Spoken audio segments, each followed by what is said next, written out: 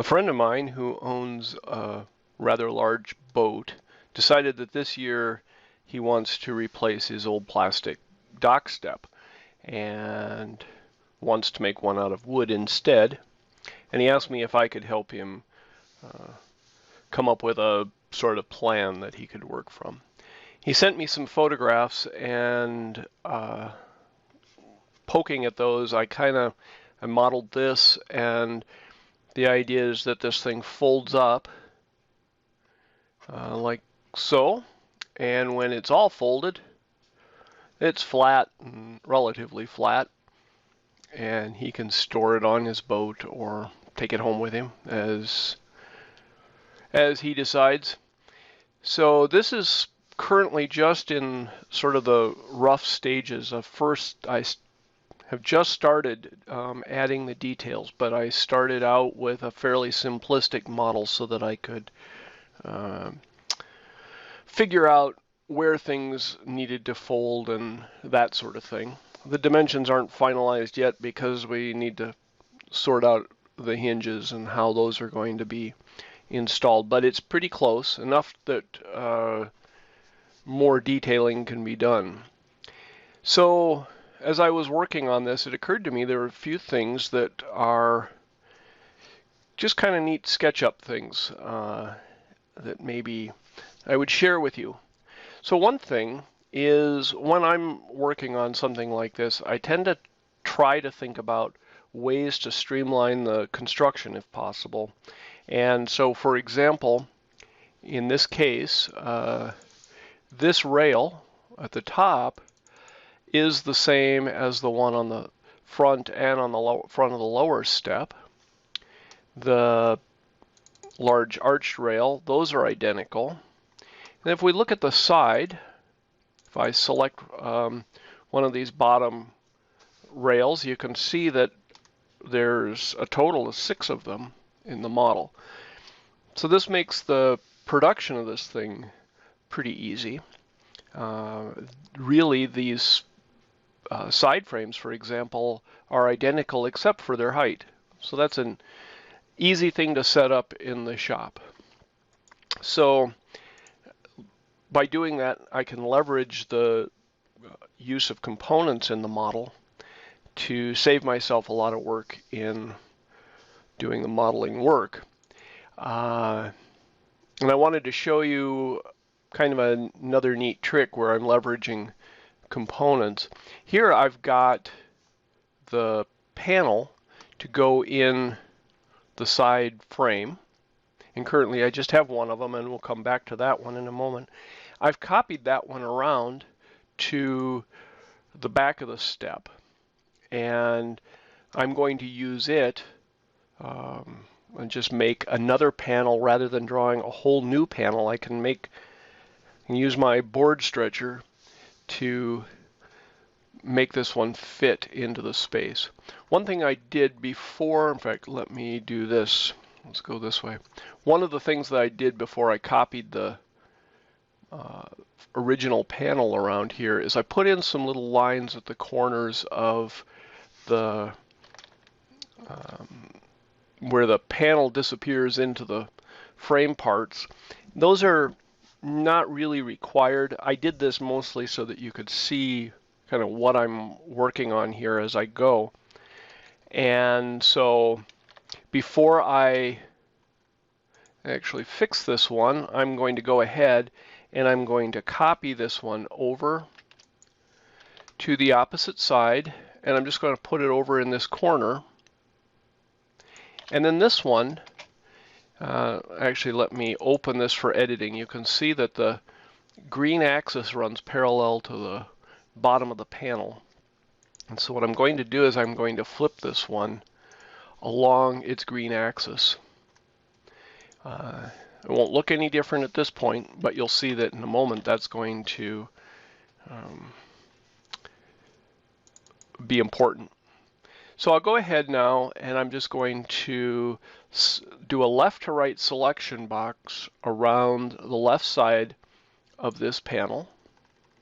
And then I'm going to use the move tool. So M for move, and I'm just going to move that And I'm grabbing by that corner there because that has a definite place to go in the model. And you can see now I've got these two panels. What I didn't do, and this was intentional, is I didn't use Make Unique prior to doing this. So I've also made the side panel a little extra large. So let's use Undo. Undo is our friend. These two I'm going to select and choose Make Unique. Now I'm going to repeat that process and move. And by the way, although you can't see it, now you can see that both panels got made wider in the right direction, so they fill the space. So now I'm going to leave those for a moment, and I'm going to copy them to do the two on the front. And so now, right now, they're inside out. I'll flip those, so I'm going to use a flip along. And in this case, I want to flip along the green direction, so the fronts of these panels are out. Now that direction was a model direction. The previous flip that I did was a component direction. And now these I will make unique because I don't need them to be related to the back ones. And I will use a left to right selection box around the bottom half of one of these panels. And then I'm going to move this up in the blue direction.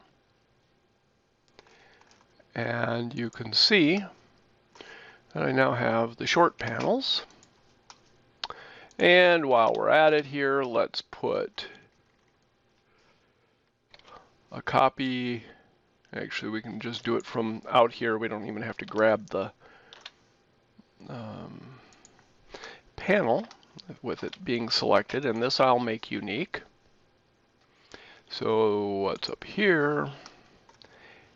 And I'm going to do a left to right selection. And so I can see where I'm going here, we'll just kind of look in through the hole. And now I can move this. Don't worry about the geometry. There we go. So that now I need to also do the bottom of this panel. And in this case, I can't see what I need to move. So I'll switch to X-ray, because then I can grab that point and move it up like so. All right, let's get out of X-ray again. And again, I need to make these two little panels. Actually, let's do that a different way. I'm going to take this panel and I'm going to copy it to this front position here, and I'll make that unique. Select that top. So this is all just sort of a rinse and repeat sort of thing. And actually, I am going to use these two. And now here's a trick. I've selected those, and I want their position relative to this top corner. I want to copy them down to here. So they have the same relative position to the top edge of the rail in both cases, and to the end. These will be, I'll make those unique. And then again, I can just move that up. And now I've got all the panels made. Obviously, there's some openings here. So here's the next thing that I'm going to do to leverage the components. What I did when I made these frames, as I made them components. Some people will advise using groups for putting nested components or putting components into a group to make a nested group. But instead, I use components. So what I'll do is I will, with that selected, I'll do it from the menu the first time. I'm going to use Edit, Cut, and then I'm going to use Edit, Paste in Place. And now I've got the panels in all 4 of those side frames. And here I'll do the same thing, only this time I'm going to just use my keyboard shortcuts. I have a keyboard shortcut set up for Paste in Place. Now, probably don't really have to do this here, but I want to because, well, I'll show you in a moment. So Command X or Control X on the PC, then my keyboard shortcut. The same thing for those. Control X, paste in place, Control X, paste in place. All right, so all of my panels are complete. And, oh, and by the way, I'll just do this on one of these. Let me hide the rest of my model here. I don't need those little index marks anymore, so those can be deleted.